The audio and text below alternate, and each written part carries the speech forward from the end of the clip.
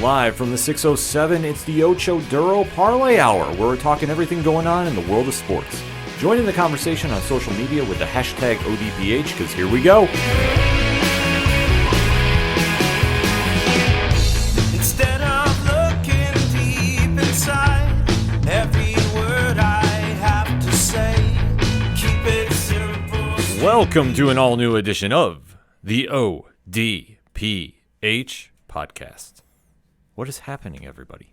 Thank you so much for joining us this week. My name is Ken M. Joining me in studio, as always, you know him. He's the co-host. He's a statistician to the stars. He's the man of 1,008 aliases. His name is Padawan J. Let me talk to you. And boy, we have a lot to talk about in the land of sports. So thus, you're obviously listening to the sports edition of the ODPH, and we definitely like to have those conversations after the show. So, Pad, where does everybody go? ODPHpodcast.com. Right on. Swing on through to the website. Check out all the social media links. Check out the TeePublic store link, where you never know when a sale is going to be happening. So if you want to get some ODPH merch, boom. Can't make it any easier. Check out the blog section. Check out the classifieds, which has friends of the show, such as 3FM Podcast, Nerd Initiative, Dragon Master Games, and many more. Also, check out our directory. Pat, how many providers are we on? 786,200. And who's your source? Trust me, bro. So wherever you're listening to the ODPH on, first and foremost, thank you for checking us out. It means the absolute world to us. Leave us a favorite review on your favorite podcatcher. It definitely helps the algorithm. That's what I'm told. So make it happen and, continue to grow the brand so more people are involved in the parlay of topics. Last but certainly not least, check out the music section where you can hear such great musicians as Brian Wolf and the Howlers, Second Suitor, Floodland, Shadow of the Robots, and a special shout out to our one and only Tom Jolu. Tom actually was on the news today. Oh, yeah? For the right reasons. He was actually playing a live gig on Across the Tier. Oh, nice. On if you're in the 607, he was on WBNG. So definitely go check it out. Show Tom some love as well with everybody else because they're all fantastic musicians. That's why we always play them here on this the whole 607 Podcast Family Podcast Network. And for anything else I might have forgot because, hey, it happens. Make sure to check out ODPHpodcast.com, which is the home for everything that is the ODPH. Kicking off this edition of the sports show, there's a lot to go down, Pat. I'm going to toss it to you. Where do you want to even start? Why don't we start with Night of Champions? All right. So WWE had a premium live event in Riyadh, Saudi Arabia this past weekend. A lot of storylines coming out of this one, especially when the King and Queen of the Ring tournament finals were taking place. Yeah. So let's break down the card, shall we? Yeah, so the card opened up with, well, makes sense, the King of the Ring tournament, and this was a matchup between Cody Rhodes and Randy Orton, where, of course, the winner of this would be crowned the ceremonial title of King of the Ring, get a nice crown to go with it, and that would also earn them a match for the SmackDown Undisputed WWE Championship at SummerSlam. So a lot on the line with this one, and emerging victorious in 19 minutes and 45 seconds, winning via pinfall. Adrenaline in our soul. Something, Cody Rhodes. So this one obviously had a lot of implications behind it. They're essentially main eventing SummerSlam, the second or third largest now behind the Royal Rumble, I would say, and obviously WrestleMania. Largest PLE event in the company's calendar year. A two-night event taking place at MetLife Stadium. So this is huge for Cody Rhodes. The match itself was okay. You might hear me say that a lot about the matches on the card. Sure. I thought for in-ring, listen, it's Cody and Randy. They know how to tell a story. They were doing it, albeit though it did throw me off a little bit with the corner spot. And what I mean by this is Randy Orton did some heel tactics. Sure. Obviously, after holding back about doing his infamous punt, which I think telegraphed where they're going after this, which I don't like, but it is what it is. And he went into the corner, hit his ribs, and this set up for the crossroads for the 1-2-3 for Cody. So Cody did his great face promo, putting over Randy and saying how he's excited to be the quarterback and get the ball back, setting up for his match against the winner of CM Punk and John Cena later in the night. So I thought it was a solid match. I mean, it was nothing really to write home about. Yeah. Good opener for the card. Yeah, got the crowd going, got them energized. But other than that, Pat, I don't know about you. This was okay for me. Yeah, it wasn't bad. I mean, listen, Cody and Randy have a certain repertoire between them. You know, they've worked together. They work well together. You know, so it's I wouldn't say it's a safe option to open with, but it's a good one. It certainly got the crowd going. Randy, anytime he makes an entrance in an international venue, always must-see TV. I'm willing to bet if there were a roof on that stadium, it would have been the loudest thing we've ever heard in existence because, boy, when his theme music hit like the crescendo middle part of the song, they got real loud. Well, the crowd was excited. Oh, yeah. Bell to bell, so. But, yeah, so that was awesome to see. And, no, I mean, it was fine. Am I going to go down and say, top 5 match of the year, top 10 match of the year? No, it was good, though. It was solid, but yeah, I agree with you. This did not do anything to really stand out and make it memorable. Yeah. Other than Cody got the win, he got the very fancy crown. He's only going to wear it once. I mean, they're not doing it like the old days where it used to be a gimmick for a couple months. Yeah, well, I think the last time somebody wore it for an extended period of time was Xavier Woods. A couple years ago, yeah, and then what was it? Roman stomped on it and smashed it in like a million pieces. Yeah. And then prior to that, the last one I can remember was when Wade Barrett wore it, but then he teamed up with Stardust and became the Cosmic King or something weird like that. Yeah. We just defined that as what, Pad? Reasons. Nevertheless. Moving on to the next match. This was a street fight between the Judgment Day's Raquel Rodriguez taking on former Judgment Day member Rhea Ripley, a.k.a. Mommy. And emerging victorious, winning via pinfall in 14 minutes even, Rhea Ripley. So, a very good match. Raquel, probably one of her better performances. Sure. Not anything really spectacular from this, albeit, though, they did a very scary spot with the table riptide. Yeah. That could have gone very, very badly. Yeah. But Raquel looked very impressive in this, but I don't agree with the call about the win. Okay. I think if you're ever going to do anything with Raquel, this would have been the time to give her a win because I believe now her record lifetime against Rhea is 6-1. She's taken 6 losses and has only beat her once. Whew. So if this was just a filler match, which I think it was, I guess now looking at it, you have to think it is. Yeah. I really think this kind of put her back a little bit per se about like if you're going to really push her as a singles competitor. Sure. I think she's fine in her current role with if Liv Morgan was healthy. Yeah. Being tag team champion. Obviously now they've made it official with her and Roxanne Perez. Yep. I think that's a really good place for her right now, but it almost kind of seemed like putting Rhea in that match and having her win outright. Mm-hmm. You already telegraphed what was going to happen next. So the thing with this match is, I think we have to remember it was hastily thrown together because had Liv not gotten injured, I think it would have been something to do with her. Maybe her and Raquel live by herself. But the fact that Liv got injured and is out for a number of months now, we don't know what the status is. Right. Kind of threw things for this and Evolution coming up here in July into a bit of flux. So the fact that it happened like a week or two ago now, not a lot of time for build, not a lot of time for a whole program. So you just got to throw something together. That's what I think this was. And here's the other thing too. Does it suck for Raquel that she lost? Sure. But at the same token, Rhea ain't losing to anybody unless your name is like Bianca Belair or maybe Io Sky from now until SummerSlam. That's just where she is in the card. I don't think that's a slight against Raquel, and I don't think it necessarily knocks her down the pecking order in any way. Just because, listen, it was a thrown together thing. It just needed to fill a spot on the card, and listen, it got her some exposure, and it got her some one-on-one time on a premium live event, which is always a good thing. Oh, sure, it's a good thing to get that moment, and you just have to capitalize on it. Yeah. I just thought in this situation, it would not have hurt Rhea to have taken the L. Sure.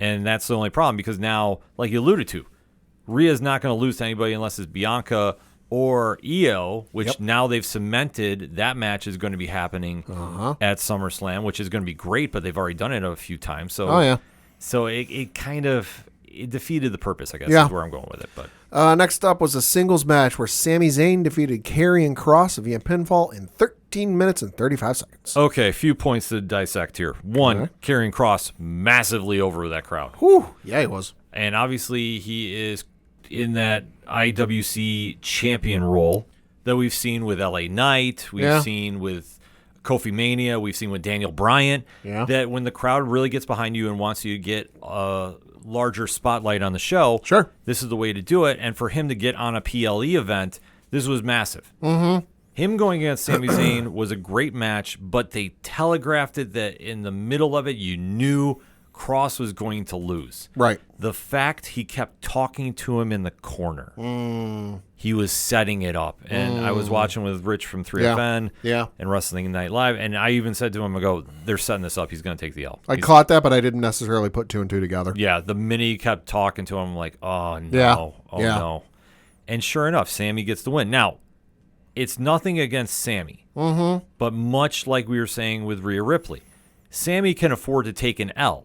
Right. It's not going to hurt him. Right. Cross this is the first time he's been on a PLA since a while. I was going to say since the Final Testament days. I'd have to look it up. Yeah, like to see him in this kind of spotlight, it would have been great to give him a win.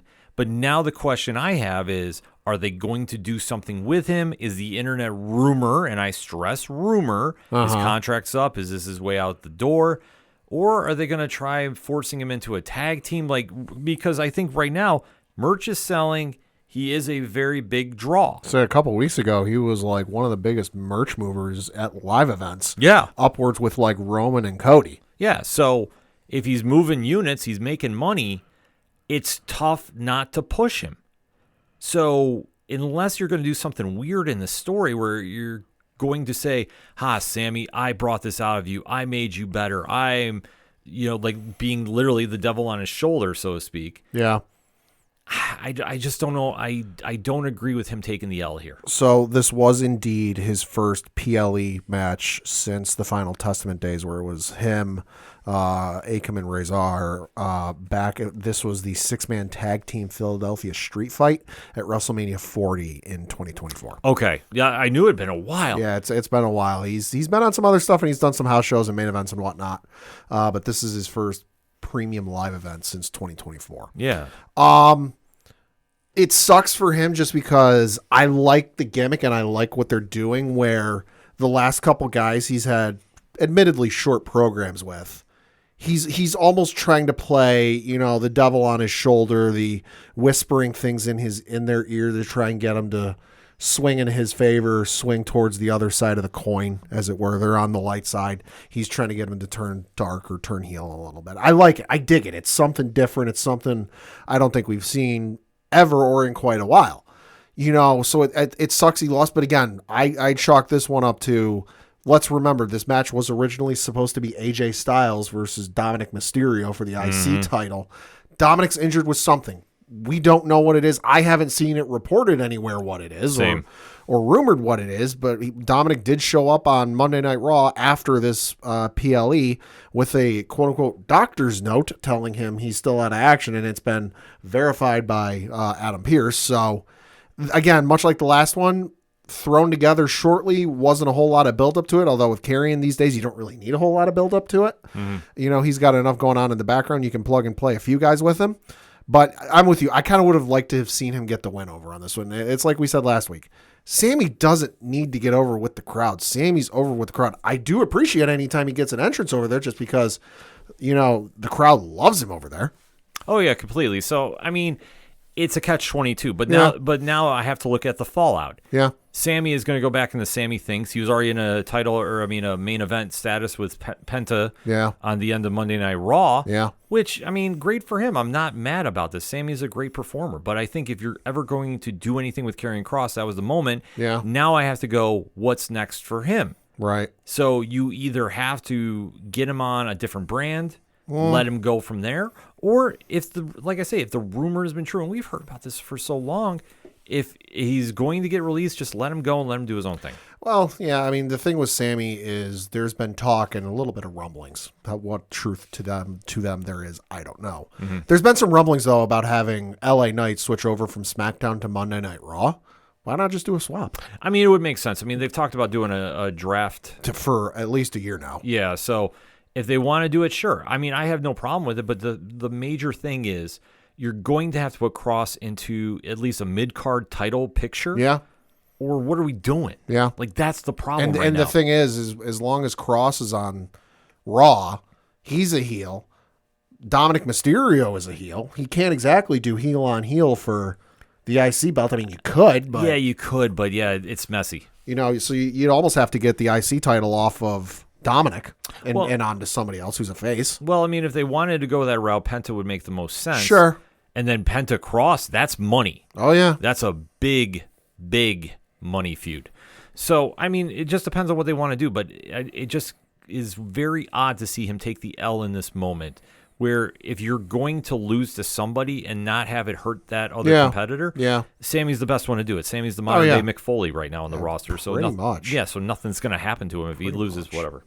Next up on the card was a singles match for the WWE United States Championship, and you had Jacob Fatu defending his belt against Solo Sikoa, and emerging victorious, winning via pinfall with a little bit of help in 12 minutes and 5 seconds. Your new United States champion, Solo Sikoa. Absolutely the right call. Uh-huh.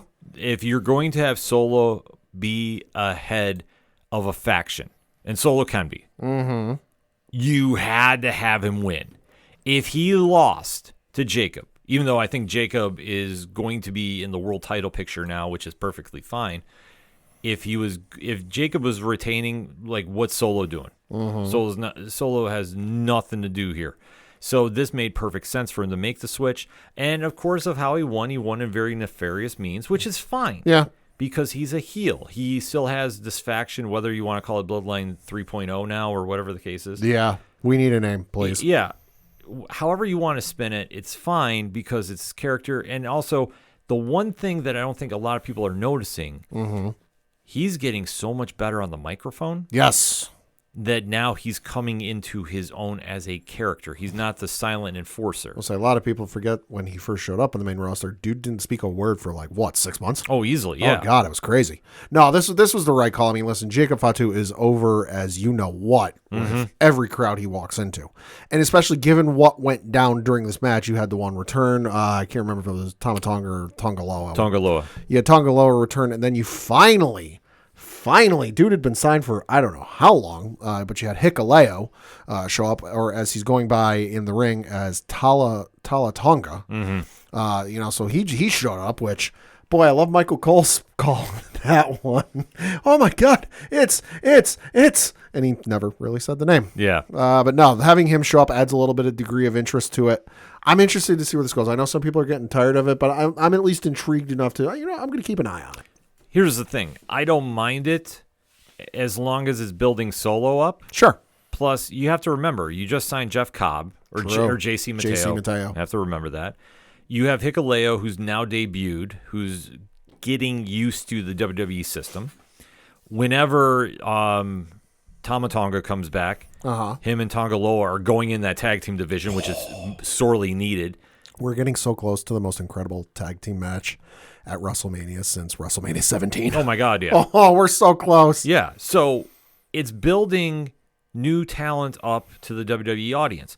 And if Solo is going to hold on to the U.S. title for a while, which I'm like, listen, I'm perfectly fine with. Let him do it. Let him go here. He doesn't need to be near the world title. Yeah. I think right now, just let him come into his own. Let everybody else come into their own because, like, let's face it, within the past calendar year, we now have 4 new members of the WWE roster with this faction. Yep. So let him get used to the crowd. Let the crowd get a feel for them because, I mean, unless you watch them in New Japan or Lucha Underground, you might not know what they're capable of. Right. I do because I watched both. Oh, yeah. Trust me, there's a reason I have a Jeff Cobb shirt. And the minute I may or may not have been involved in getting him to Excite Wrestling, I was first in line to go talk to him. Oh, yeah, you were. Can verify. Yeah, so let's just say this. Let it breathe. Yeah. Let it grow. And let's see where we go from here. But this is not a bad move. And then for Jacob Fatu, I think this is perfectly fine to move him away. Yeah. He doesn't need the U.S. title for now. No.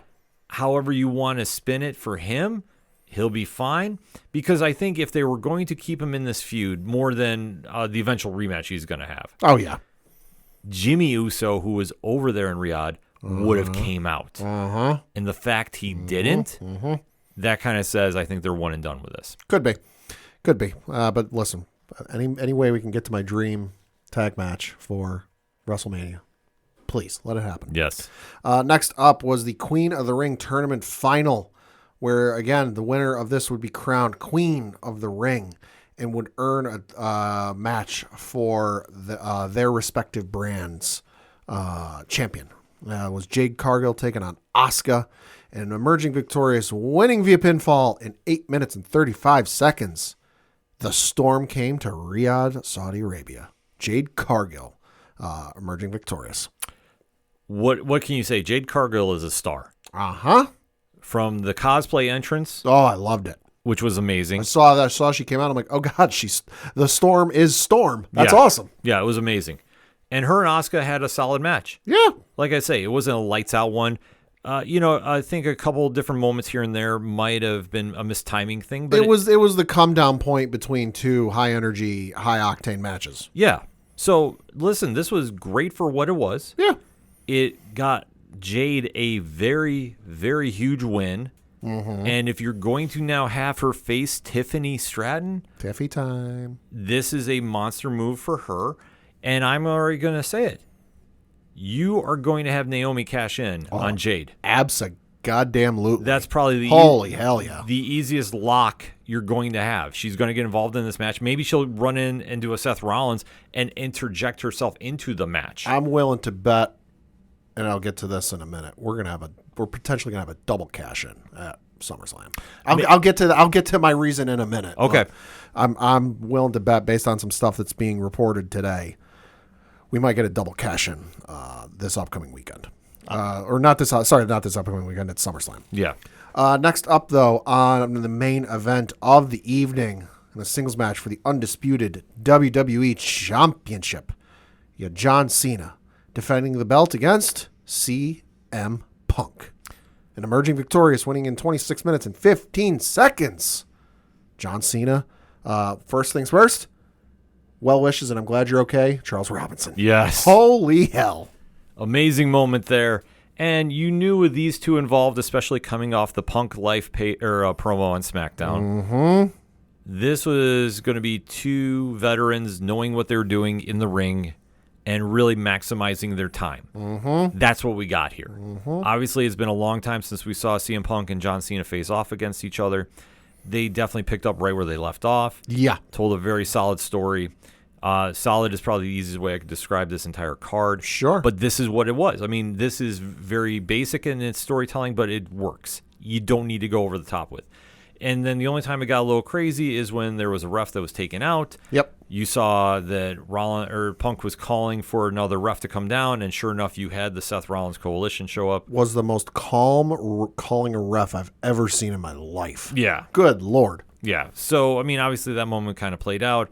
A little hijinks ensued. Charles Robinson almost got killed. Well, when he tried coming out, John Cena knew about the cash-in and took him out a la the alpha male Monty Brown. Uh-huh. And gave him the pounce and really knocked out Charles Robinson.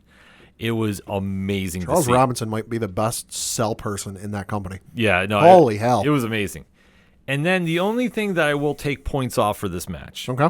Penta. Yeah. He Jeff Hardy'd himself. Yes, he did. And if you don't know what I mean, Matt Hardy was getting attacked in, what was it, AEW? And Jeff showed up after his contract with WWE ran out. Matt was getting attacked in AEW. Jeff's music hit, and rather than running immediately to the ring to help his brother, stood there doing his dance. Yep. Penta did the Penta walk. Yep. Instead of running down to the ring. Yeah, which I know people have been calling him out for, and justifiably rightfully so.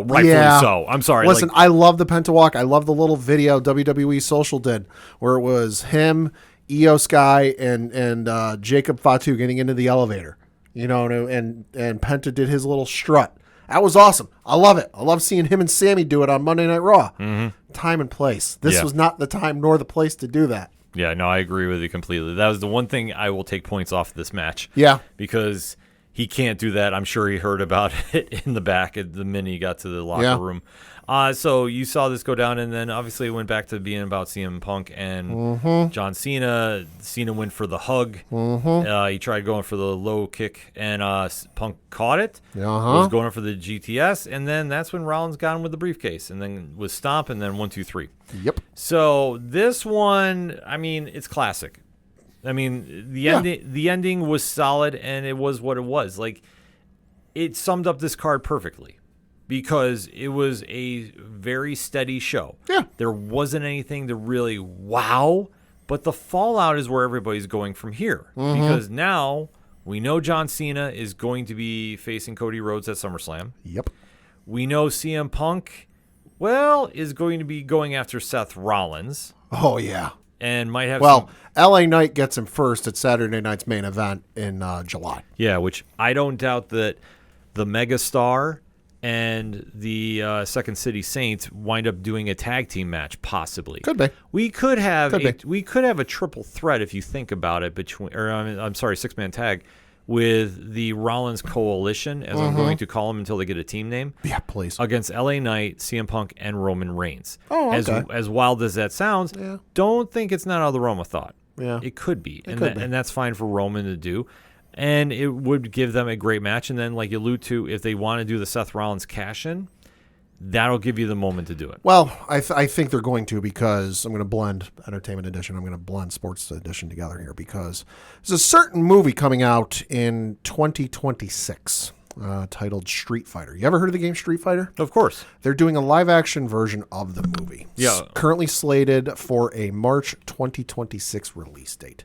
I don't know who is the casting director of this movie, but I'd like to have a conversation with them. So some of the names that are officially attached to this movie: David Datsmalchian is playing M. Bison. Kalina Liang is playing Chun-Li. Orville Peck is playing Vega. You've got 50 Cent playing Balrog. Some dude named Roman Reigns is playing Akuma. And then the one that's being reported today is that rumor is Cody Rhodes is in talk to star as Guile in the live-action Street Fighter movie. Now, according to production sheets and some of the talk going around about this movie is scheduled to be filming in Australia in August. SummerSlam also in August. So if you do, and you're losing Roman Reigns because you're filming this movie. How long production's going to be, I don't know, but it's not going to be James Bond length where it's 9 months. Right. But you're going to be losing Roman Reigns for probably a lengthy amount of time. If Cody does sign on for this, you're also losing Cody Rhodes for a lengthy amount of time. Cena's only got a limited number of dates, so could Cena retain?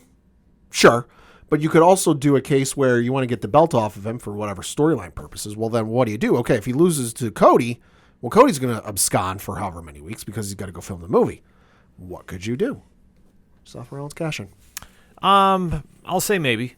I could see that. I mean, if it depends. If he signs on for the film,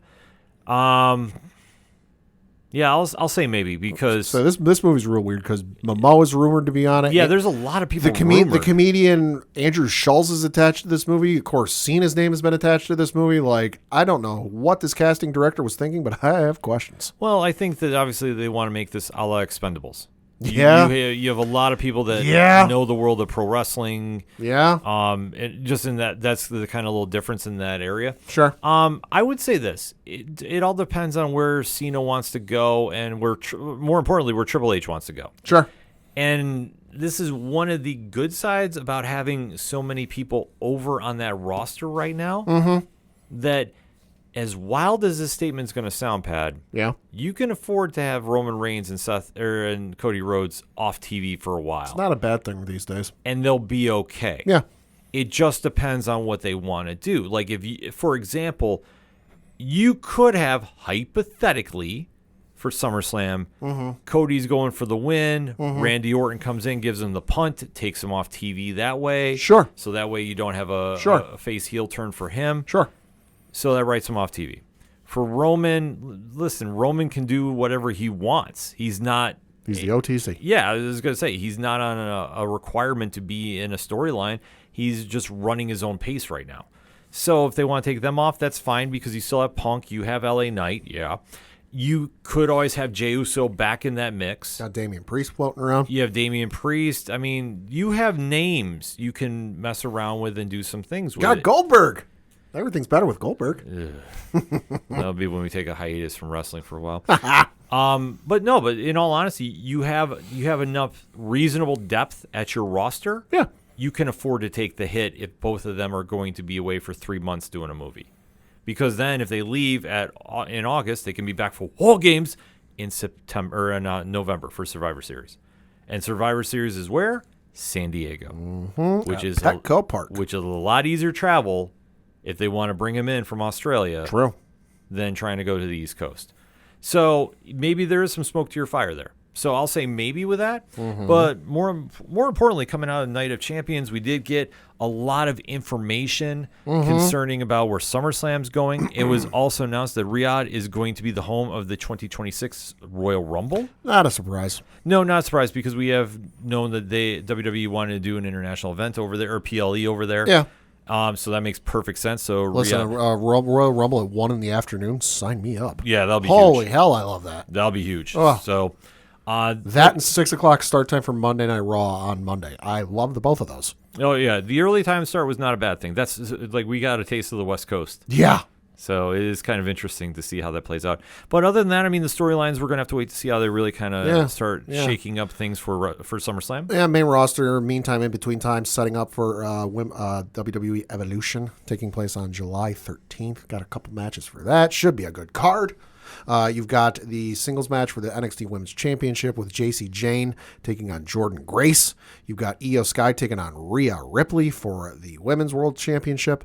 You've got the Fatal 4-Way Tag Team match for the WWE Women's Tag Team Championships with Raquel Rodriguez and Roxanne Perez defending against, well, there's two names out there because SmackDown taped on Monday, so if you've read that rumor, you know who the SmackDown team is. Oh, it's probably Alexa and Charlotte. They've been teasing that for a little while now. I plead the fifth. Okay. Then you've got another team from Monday Night Raw, and then a final team from NXT. I'm most interested in who that team's going to be. The NXT one? Yeah. Oh, so Ruka and Zarya. Okay. Oh, listen, I'll already call that right now. I think that's probably the closest of a lock you're going to have.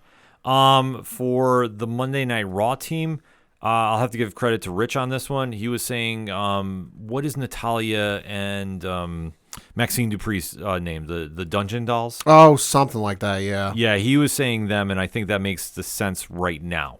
So I would say that, but I will go to tell you right now, that could steal the show between the four of those teams.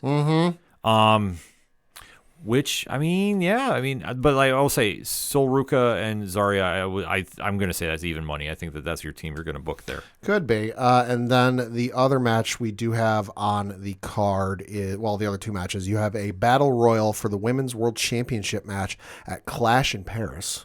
Okay. So you got that going on. And then you got another singles matchup that was announced on Monday it was taped on Monday. If you've read the internet, it's out there. I'm not going to spoil it, though, for those of you folks who are trying to avoid spoilers. But there was another match announced. And, I mean, it's cool, but I know how it's going to go. It depends, because I think, unfortunately, with Liv Morgan's injury, that threw a couple matches in the air right now that we don't know. So, obviously, we know that Nikki Bella is coming back. She's doing something. She's doing something at the show. She's doing something. We know Trish Stratus is. So we'll have to wait to see what's going on there. But, I mean, to get Evolution, the all-female led pay-per-view, like, that's going to be an amazing night. I can't wait to watch that one. The first one was incredible. Yes. And especially with how deep the women's division is with the roster right now, like I said, that's going to be amazing. So, I'm excited for that show. It's going to be absolute fire. You know what I'm excited for, though, because this was just announced the other day, and it's not WWE, but it's WWE adjacent because it's AAA. Taking place on July 11th, 2025 at a AAA card. You've got Lola Vice teaming up with Mr. Iguana, going up against, you've got Lola Vice teaming with Santino Marella, going up against Mr. Iguana and La Hydra. Interesting. You've got the Cobra versus La Yesca Fucking sign me up. That's going to be a crazy match. Holy hell. Match of the year. Calling it now. That's going to be crazy. Oh, I'm so on board. Going to be a lot of wild stuff happening there. And in the meantime, we just got to now start heading towards the Monster Weekend that's going to be with Saturday Night Main Event, Evolution 2. Goldberg's last ride. Hopefully. Please. Let's not forget, other wrestlers have had final matches, and, well, they're still wrestling. This is true. So in the meantime, though, between now and then, hit us up on the hashtag ODPH pod. If you're still using it on social media, hey, why not use that one? Let us know your thoughts about the Night of Champions pay-per-view. Obviously, the fallout there. Where do you think everybody's going to land after this? And then also, now we're on that hype train for Evolution 2, Saturday night's main event. There are a lot of great stories in wrestling to go talk about.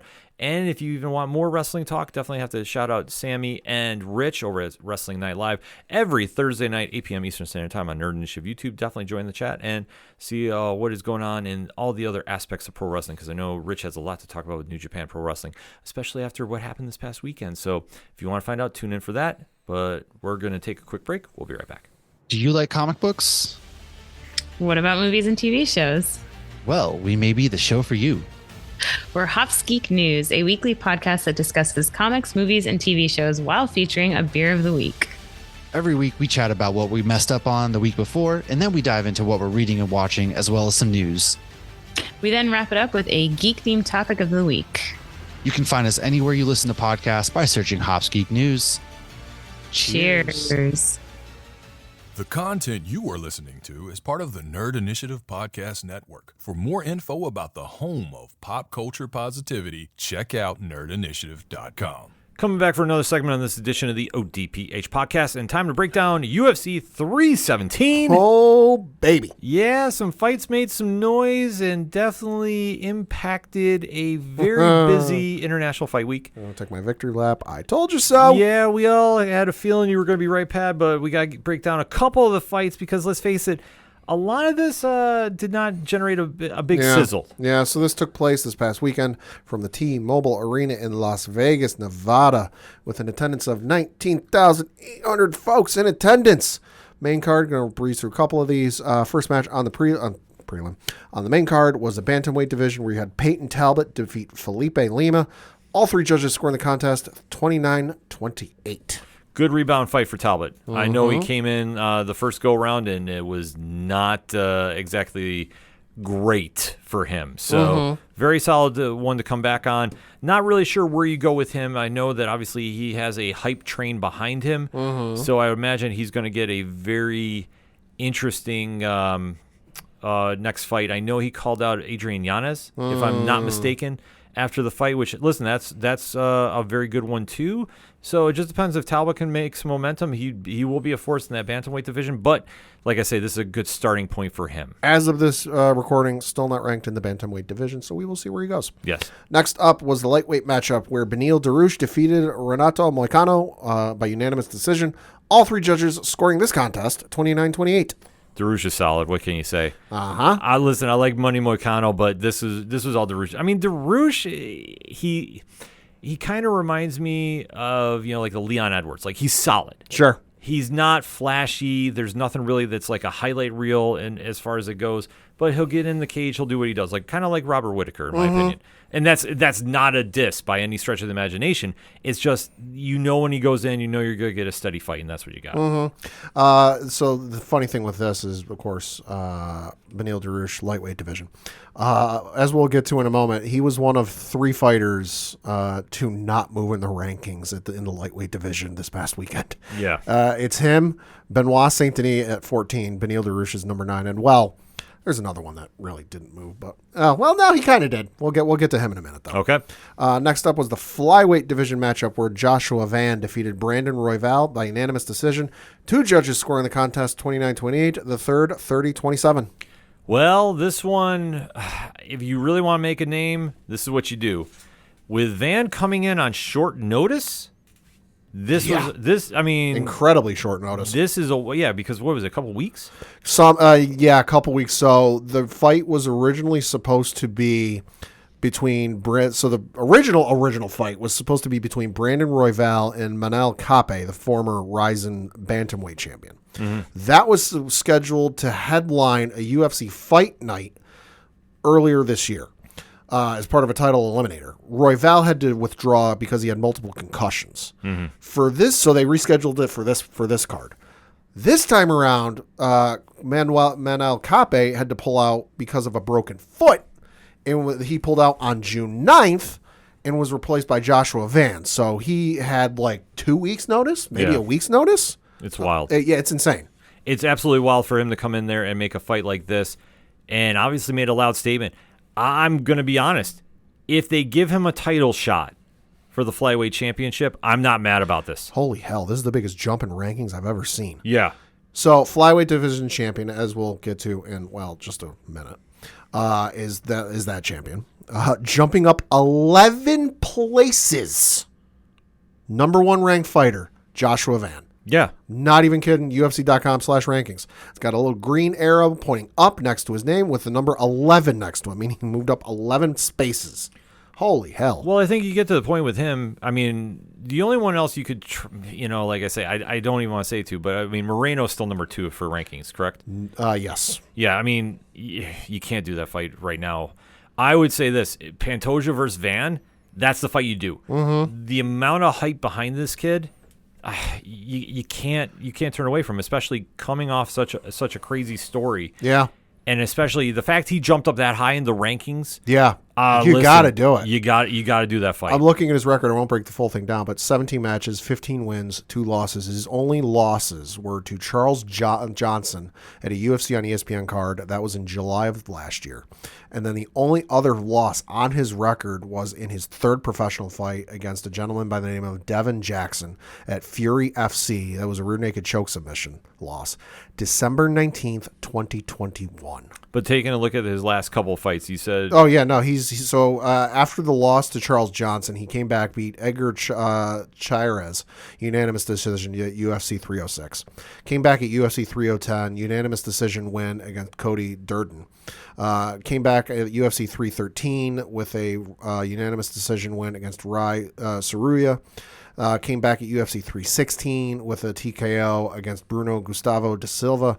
And then this last match was against Brandon Royval with a unanimous decision win. Yeah, so he's on a 5-fight win streak. Like, it makes sense to me. Yeah. And especially... And prior to that, was on a 1, 2, 3, 4, 5, 6, 7, 8-fight win streak. Yeah. So I think if they want to go with it, and especially if he jumped up to number 1, they're going to. And listen, I'm fine with this. Yeah. Usually I complain about jumping the line. No, this one makes perfect sense to me, especially with the story going on. It's hard not to. Let me put it that way. It's hard not to. Next up was the co-main event of the evening for the UFC Flyweight Championship, and you had Alexandre Pantoja defending his belt against Kai Kara France, and emerging victorious, winning via rear naked choke submission in 1 minute and 55 seconds of the 3rd round. Alexandre Pantoja. I mean, Pantoja is making a really solid legacy with this title. This, I think, with the way we thought it was going to go. I mean, Kira France is a solid fighter, but Pantoja is just on a different level. There are 3 guarantees in life: death, taxes, and a submission win from Alexandre Pantoja. Yeah. This was his 2nd one in a row. Good Lord. Yeah, he definitely he's got, of his 30 wins, 12 of them are submission. Yeah, he's no joke. No. He goes in there and he's ready to maul. So, I mean, in this situation, I think you have to make Pantoja versus Van. Yeah. I think that one's got enough buzz behind it. You'll get some pay-per-view buys out of Both this. fighters have not lost in a while. I mentioned Van. The last loss for Alexandre Pantoja was in a UFC Fight Night card where he lost to Askar Askarov via unanimous decision. That was in July of 2020. And then how many times is he going to fight Moreno or Royval? Moreno. Take a look at that run. No, yeah, he's fought Royval twice. He's beat him twice. He beat Brandon Moreno once. That was a split decision win. So I mean, you can't skip Van just because you don't jump up 11 rankings and then have him take on the number 2 ranked fighter. Yeah, so you got to make that fight. I'm waiting for UFC to do it. I think they completely will. Oh, absolutely. And then the match I'm taking a victory lap on because, well, I had the victory right. I had the round wrong. I was generous with the round. It was the lightweight division matchup where for the vacant UFC lightweight championship, and you had Ilia Topuria defeat Charles Oliveira via knockout at 2 minutes and 27 seconds of the 1st round. Well, we said if Oliveira tried standing with him, he was going to lose quick. Mm-hmm. He tried standing with him, he lost quick. Oh, yeah, he did. There's something it's weird for me to watch a submission specialist like an Oliveira, like a Frank Mir during his prime, when all of a sudden you win by a knockout and all of a sudden you think you're a striker. Because that was the vibe I was fearing that Oliveira was going to do that. Sure. Now, granted, Oliveira is a surefire Hall of Famer. Oh, absolutely. No doubt in my mind about this. Absolutely. But when you know that Topuria has hands, why are you sitting there trying to even box with him? That was the thing that got me a little bit. I wonder if he's got the same coach that Ronda Rousey had when she tried boxing Holly Holm. I mean, it makes you wonder. I mean, yeah, Ronda's another key point, too. If you are a ground specialist and you can pull submissions off. What's Ronda known for? Arm bars. Yeah. What did she try doing? Boxing. Yeah. I understand you want to throw a different look and maybe you'll catch him off guard, but you can't mess around with somebody like Topuria. No. Topuria is just on a different level. I went through his repertoire and his record last week. Yeah. The dude has got places to be and not a lot of places to get him. There's like 3 times in his entire career he's been taken past the second round. Yeah. And there's only a handful of times he's gone the full distance. It don't happen often. And when it don't happen, he either submits you or he knocks your backside out. 17 wins now, 7 by knockout, 8 by submission, 2 are by decision. Yeah. The last decision win was 2 years ago. Yeah. So that being said, I think if you break down who's next for everybody, Oliveira's in a weird spot because you can't fight for a title anytime soon. No. Because, I mean, let's face it, you fought Makhachev, lost there. Yeah. Now to Topuria, there's no sense there. And especially in a division that deep, he's got a lot of tread on the tire, so to speak. Sure. What makes the most sense for him? I don't see him moving up to 170. No. I just don't think that makes a lot of sense. And staying around 155, you're almost in that gatekeeping sense that you're going to be the one that somebody's going to fight to get to the title shot. It's a weird thing going on there. Because, like I say, it's kind of like, you know, way back when Keith Jardine was the one that was the 205 gatekeeper. Oh, yeah. You know, like I hate saying that term. Sure. But let's just call a spade a spade. But here's the thing. If you're not going to fight for a title, what are you doing? And the thing is, at his age, I believe he's 34, 35. Topuria is 28. No, not Topuria. Oh, Oliveira? Oliveira, I'm saying. Let me pull that one up. Charles Oliveira is 35. Turns 36 in October. Yeah. I mean, could he make a run? Sure. 47 professional matches on his record. And note I say professional records because, well, it doesn't... no, there is an amateur. Okay. His amateur mixed martial arts record is just 1 fight. So total fights in his career, 48. Yeah. Dating all the way back to... Holy hell. First amateur fight was on November 3rd, 2007. Like I said, almost a 20-year fight career. Dude's been fighting in 3 different decades. Yeah. It's insane to think about. Yeah, you're right. Like 3 decades, yeah. The aughts, 2010s, 2020s. Yeah. Good Lord. It's insane to think about, but it's true. So I think in this situation, if I'm him, I'm seriously thinking about, do I go to the Conor big money fights? I would. Which I think Why the hell not? Yeah, man? I mean, why do it to your body at that stage? I mean, otherwise, you're going to have to try making a run somewhere. He's not going to go back to 145. He couldn't make weight there now. Unless he wants to try 170. I don't like that move at all. But, Yeah. I mean, maybe, but Yeah. I mean, I hate saying about somebody retiring early, but I think in this situation, I would not rush back to the cage anytime soon. If I'm him, you know, I go the Conor route. I try and go for some money fights. You know what I do? I go for 50 and then call it a career. 50 professional matches. Yeah, you could do that. That's whatever the win-loss record ends up being. Right now it's 35-11-1. Like whatever it ends up being, saying you fought 50 professional MMA fights is a hell of a feather in your cap. Yeah. And then for Topuria. Oh, baby. Now, this is where things get very, very interesting. And messy. Paddy Pimblett came in the cage. He was called out. There is some kind of legit beef between those two. Oil and water is what I've heard. Yeah, there's just something's going on there. Pimblett, obviously not afraid to grab a microphone. They got into it in the cage. And then he called him out, and Topura's ready to go for it. Topura was ready to fight then and there. Right. But Dana White was not exactly too keen on this idea. And you know what? I agree with him. Sure. I think where we as fans have this issue is we fall in love with fighters too quick, and they're not ready for their spotlight. Sure. And I think that in this situation, you have to kind of go, is he ready to make that jump up? And honestly, I don't know. I think that maybe there's one more fight to do, but I'm not sure who. Pat Pimblett is now number 5 ranked, if I'm not mistaken. Let me pull that up. Lightweight, he's number 10. Okay. So like I said, everybody in the lightweight division moved down with the exception of Topura. Topura moved up into the champion position.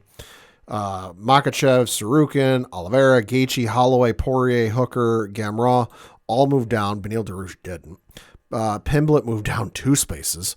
Fiziev, Moicano, Chandler all moved down 1 space. St. Denis did not move down. And then Grant Dawson at 15 moved down 2 places. Yeah. So now Pimblett's number 10. So to give him a jump like that it's not like a Van situation. No. He's had a good couple of fights. He's had a good couple of fights. There's no question of And that. you know what? He TKO'd Michael Chandler, in his last fight. That was in the 3rd round. So submitted King Green in the fight before that. That was at UFC 304. He's on a nice little winning streak. His last loss was out of the UFC, not even in the UFC. It was for Cage Warriors 96. So that was in September of 2018.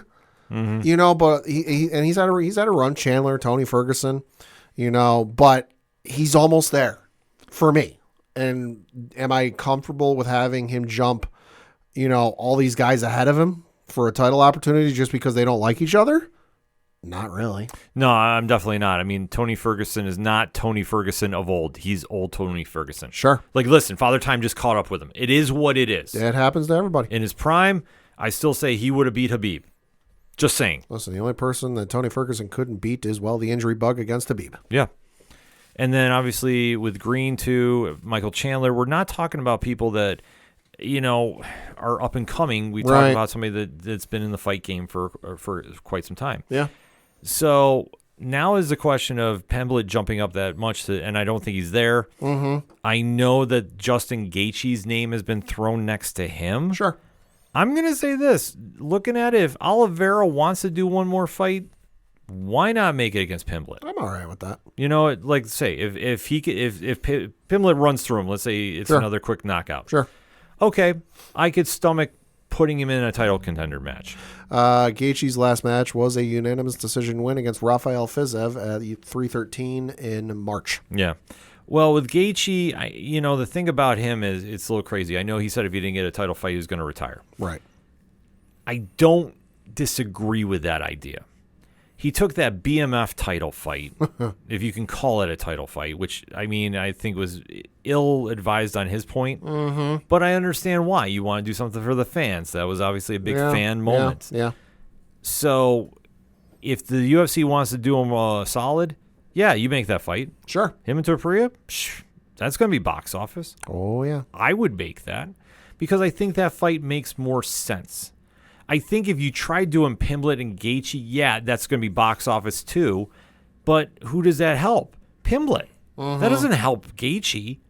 I think Gaethje you could slide in there. Nobody's going to be mad about. Nobody. Because you're going to have to fight Topuria somebody. Because I already heard, you wanted to go up to 170 and go fight Makhachev. It's like, listen, he could. We live in the Pereira era where, True. You go multiple weight classes. If you can back it up and you can do it, sure. I think, though, it makes more sense to have Gaethje fight Topuria, and then you wait and see what happens there. If Pimblett's the real deal, you can do it. It's a solid build. If he beats Oliveira outright, boom, there it is.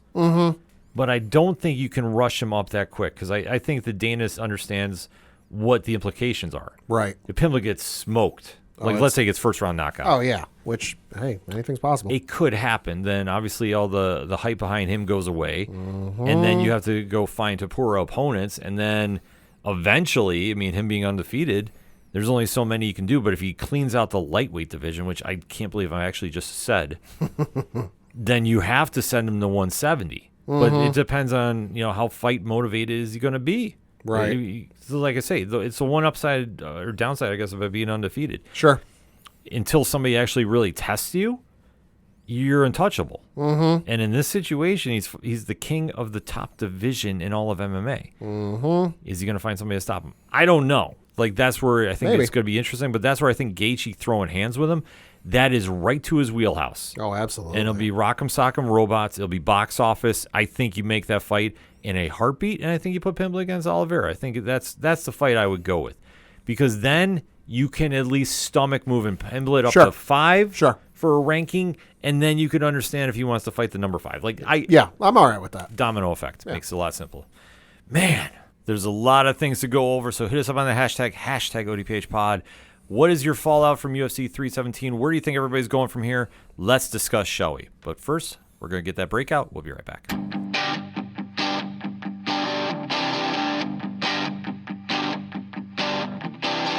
This is Tom from Tom Joe Lou, This is Matt from Sideroom Sounds. and you're listening to ODPH Podcast. Wanna go where no one knows my name, to the desert, the oceans, or the plains. 'Cause I wanna go. Coming back for the final segment on this edition of the ODPH Podcast. Pad, what you got? Got a couple things to talk about, first of which is some local minute, and we do have some Binghamton Rumble Ponies news. First of which is we got 2 major leaguers making a rehab stint down here in Binghamton starting on today's game. First of which is left-handed pitcher Sean Manaea, going to be making the rehab start for the Rumble Ponies here as they open the series against the Hartford Yard Goats. And then also outfielder Jesse Winker will be making rehab assignment here in Binghamton on Tuesday. Not sure how long they're going to be here. Sometimes it's just one stint. Could be a couple days, but you never know. So keep an eye out on how long they're going to be here. Also of news, you've got the MLB All-Star Futures game coming up, and 2 Binghamton Rumble Ponies have been selected for that game. The first of which is right-handed pitcher Jonah Tong. Tong is the number 4 prospect in the Mets system and number 92 overall on the Major League Baseball Pipeline's top 100 prospects. Hell of a pitcher. I won't run through all of his stats, but he leads all of minor league baseball, so every level, with 115 strikeouts, and is second in the minors. Again, all of minor league baseball, not just our little AA and our little division. All of minor league baseball with a 1.73 ERA in 14 starts. He's also holding his opponents, which again, this is second in minor league baseball, and first in all of AA. He's holding his opponents to a 137 batting average. Dude is ridiculously good. The other one that's been added is outfielder Carson Bang. Carson Bang is the Mets' number 3 overall prospect and number 81 prospect in the Major League Baseball Pipeline's top 100. So they will be making their appearance at the Futures game, which is, again, annual showcase of the top upcoming prospects as part of the All-Star Weekend. It's going to be National League versus American League. It will exclusively air live on MLB Network and simulcast on MLB.tv, MLB.com, and in the MLB app at 4 p.m. Eastern, coming up in a couple weeks down in Atlanta. Nice. So congratulations to them. Yes, indeed. Looking at the standings for AA baseball in the Eastern League where our Binghamton Rumble Ponies play. Well, Binghamton Rumble Ponies still in first place. They're sitting in first place with a record of 49 wins, 24 losses. Let's ride. Second place is the Hartford Yard Goats, the Colorado Rockies affiliate. They are 9 games behind the Rumble Ponies. Somerset Patriots come in third place. They are the New York Yankees affiliate. They are 13 games out of first place. Portland Sea Dogs are in fourth place. They are also 13 games out of first place. New Hampshire Fisher Cats, the Toronto Blue Jays affiliate, they're 20 games out of first place. And, well, Reading Fighting Phils, the Phillies affiliate, are also 20 games out of first place. Looking at the schedule from this past week, they had a home series against the Portland Sea Dogs. They had the game on Tuesday, lost that one 4-3. Came back on Wednesday, though, won that one 5-1. Won the game on Thursday by the final score of 2-1. Won on Friday 3-1. Won on Saturday 3-2, and lost on Sunday 3-1. The interesting series this week, because I don't know in the history of this show I've ever seen this. They have a split series. It's a 6-game series, half of which is out in Hartford. The other half is here at home. So the first 3 games starting tonight as we record are in Hartford. So the Tuesday game is at 7:10 p.m. Wednesday is also at 7:10 p.m. And then Thursday is at 6:10 p.m. Again, all of those are in Hartford. Friday, 4th of July, they've come back home for a 7:05 start time. Again, all against Hartford. Saturday is at 6:07 p.m. Eastern, and then Sunday is at 1:05 p.m. Eastern. Now, of course, they got some home games. They got some promotions going on. And, well, Friday's 4th of July, so you got a hunch. You know what they're going to do for the promotions for that. And, well, it's a fireworks night. It is the Bing Bang Boom Independence Day fireworks, which, hey, if you don't know what the Bing Bang Boom fireworks show is, well, it's one of the biggest fireworks displays they do of the entire year. I think they do it for that and then Memorial Day. I think is the other one they do it for. I believe so, yeah. The 2 of the biggest fireworks displays they do of the entire year. Saturday is 100 Grand Night, where this one says, celebrate the day after America's birthday by coming to 100 Grand Night at the ballpark, presented by Russell & Russell. Enter for your chance to take a chance in a cube full of flying cash. Think you can stump the general manager? One fan will have the chance to try to beat the general manager in head-to-head trivia to take home $100 in cold, hard cash. And then Sunday is another Kids Eat Free Sunday. So that is every Sunday at Mirabito Stadium is a Kids Eat Free Sunday. All children 12 and under will receive a ticket voucher good for 1 hot dog and 1 regular soda. So you got that going on. And then after that, they got another home series the week after that. So for more tickets, information, all that good stuff, bingrp.com. Then we got to talk a little bit of WNBA news because, hey, continued success for the WNBA. They added, they're going to be adding some more teams here in the upcoming season. They will be joining the Golden State Valkyries, who tipped off play in May of this year, as well as the previously announced expansion teams in Toronto, Canada, and Portland, both of those starting next year in 2026. There will be a team playing in Cleveland that will begin play in 2028, followed by a team in Detroit, which will start in 2029, and then a team in Philadelphia, which will start in 2030. According to the release from WNBA.com, quote, each location was selected based on an analysis of market viability, committed long-term ownership groups, potential for significant local fans, corporate, media, and city and state support, arena and practice facilities, and community commitment to advancing the sport, among other factors.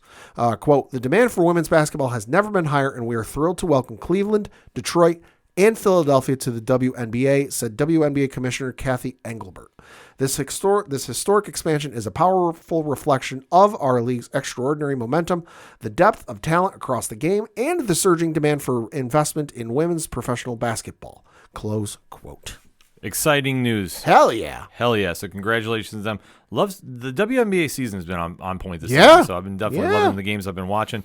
So more teams, the better. Let's make sure to keep supporting this. It's amazing. One last bit of news for me. It is a little bit of baseball news.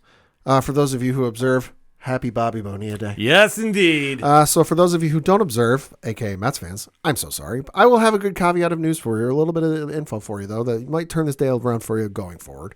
But for those of you who don't know, there was a player in Major League Baseball who played for not even a full season.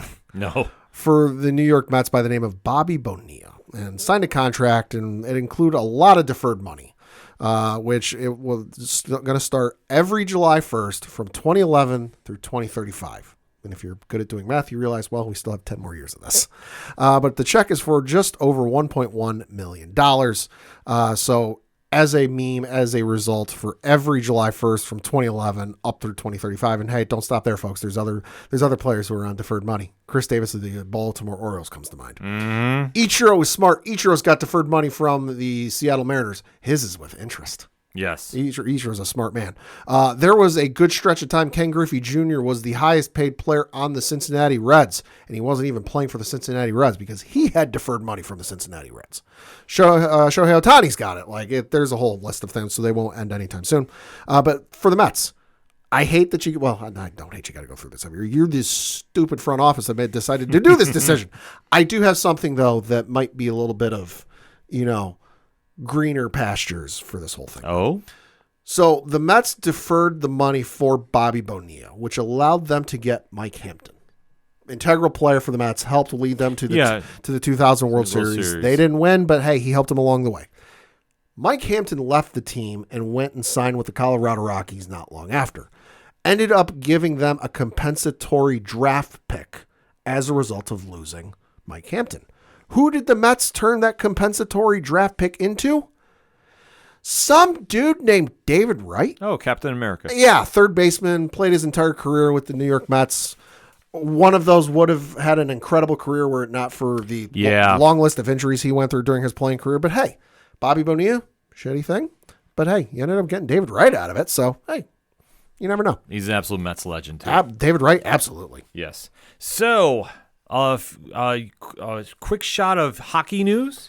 Okay. Because the Rangers are actually making some moves. Obviously, its free agency is going on. They have signed Václav Gavrikov. So Gavrikov is coming from the Los Angeles Kings. 7 years, $49 million contract. They also traded Keandre Miller. Keandre Miller is gone now, too. 8 years, $60 million. Oh, my God. Good God. You could take him for that price. Have fun in Carolina. So definitely have a lot to talk about. But as you know, if you're a longtime listener to ODPH, you know we only talk one hockey team here. Yeah. And if you're new, we only talk Rangers. Yeah. So that's probably where we get the very big bias from. So if you're looking for more, maybe next time.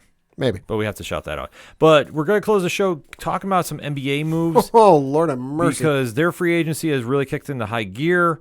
And there is a lot of moving and shaking going on, but probably the biggest move that has happened today, Lord have mercy, as we record, is the Milwaukee Bucks have waived Damian Lillard. Yeah, Shams Charania took the internet yesterday, saying all of his reporting yesterday was boring personally, and decided to drop I don't know, we need a phrase for this, like Woj had Woj bomb.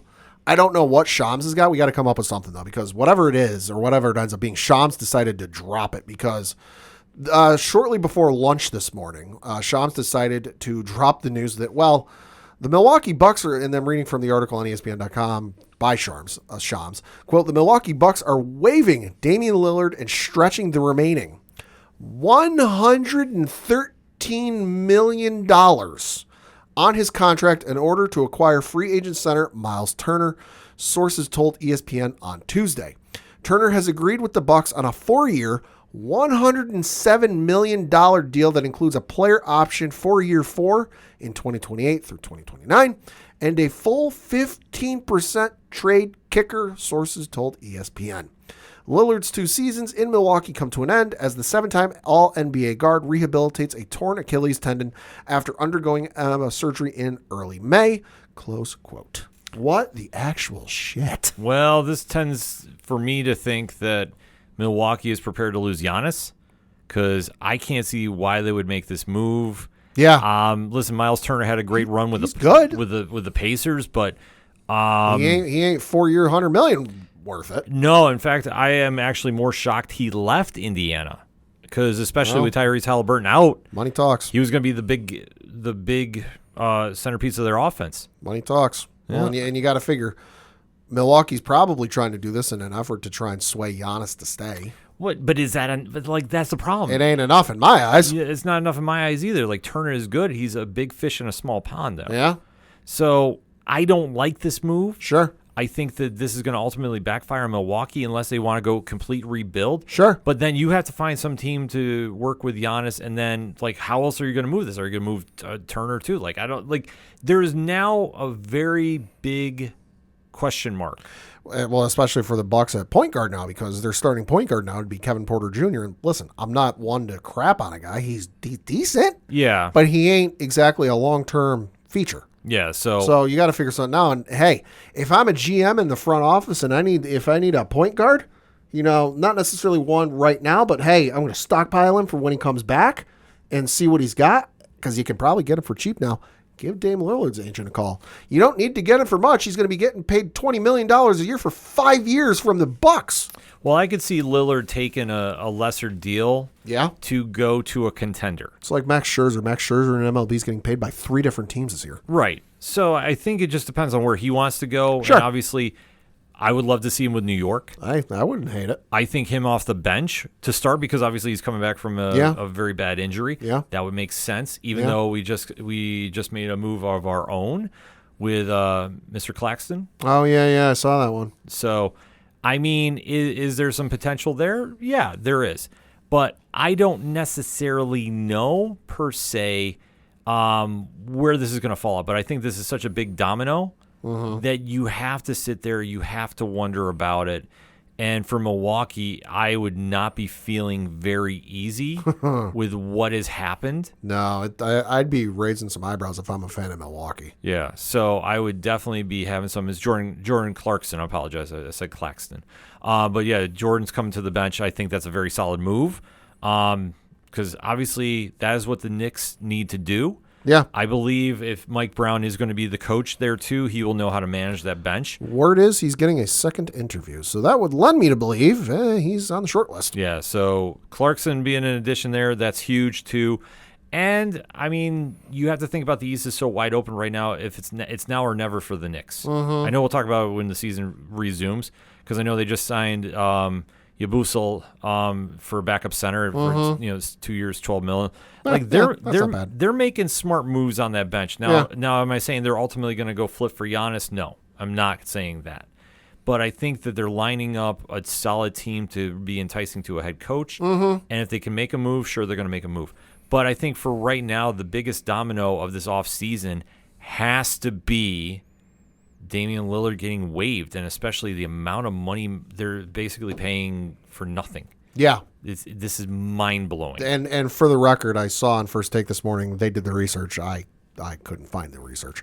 To this point, the largest contract that had been basically waived or like they got rid of the player but they kept paying him was $31 million from a guy 25 years ago. Yeah. So it hasn't happened because, well, I don't think anybody typically does this. No, this is not typical. This is a very puzzling situation. We'll have to watch.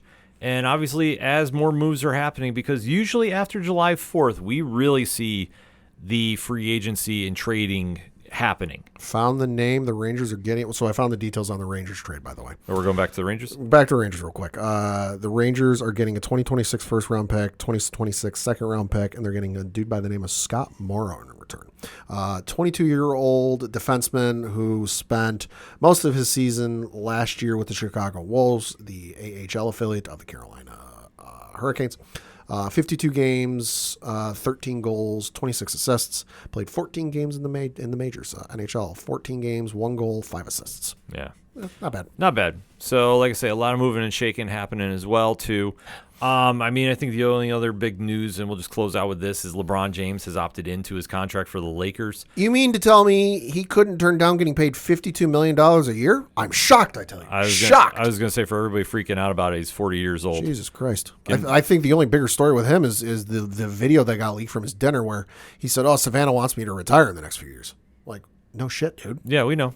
Like, it makes perfect sense to me. Yeah. So we'll have to kind of wait to see how it all plays out, especially for the Lakers. But now he's going to get $52 million for his player option. And again, not a surprise. 23rd year in the league. Yeah.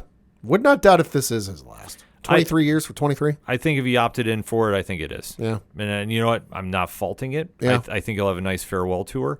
I don't see them if he even says it'll be. I wouldn't be surprised if he just at the end of the year is like, like it's his last press conference whenever it takes place. He goes, "Oh yeah, by the way, I'm going to retire." No, I think he's going to he'll make it known beforehand. Yeah, it could be. I think he will have that farewell tour to go out. It could be. We'll have to see. Talked a lot of sports, so if you want to even catch up with us more about it, ODPH Podcast is the place you got to go for it, because that is it for sports this week. So for the one and only Padawan J. Fuck the Astros. I'm your host, Ken M. Thank you as always for listening to the ODPH Podcast. We'll see you next time.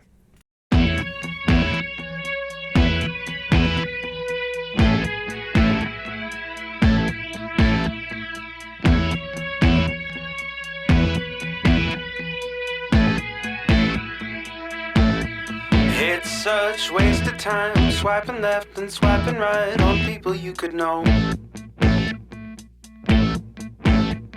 'Cause anyone who's worth a damn be worth way more than a picture could ever show.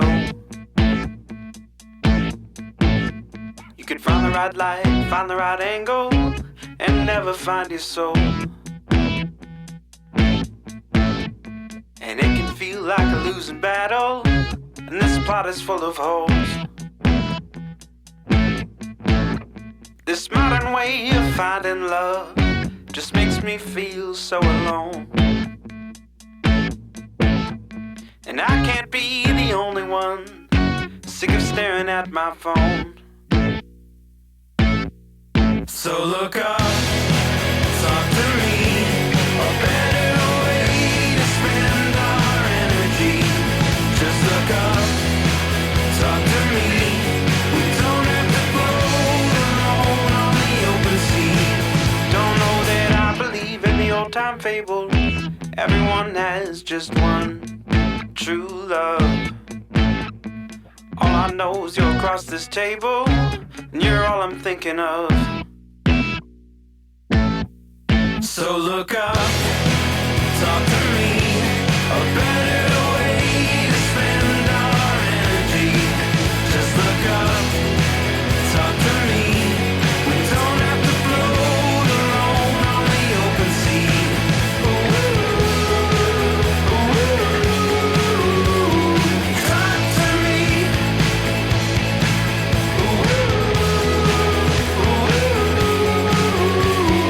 Talk to me. It's such waste of time, swiping left and swiping right on people you could know.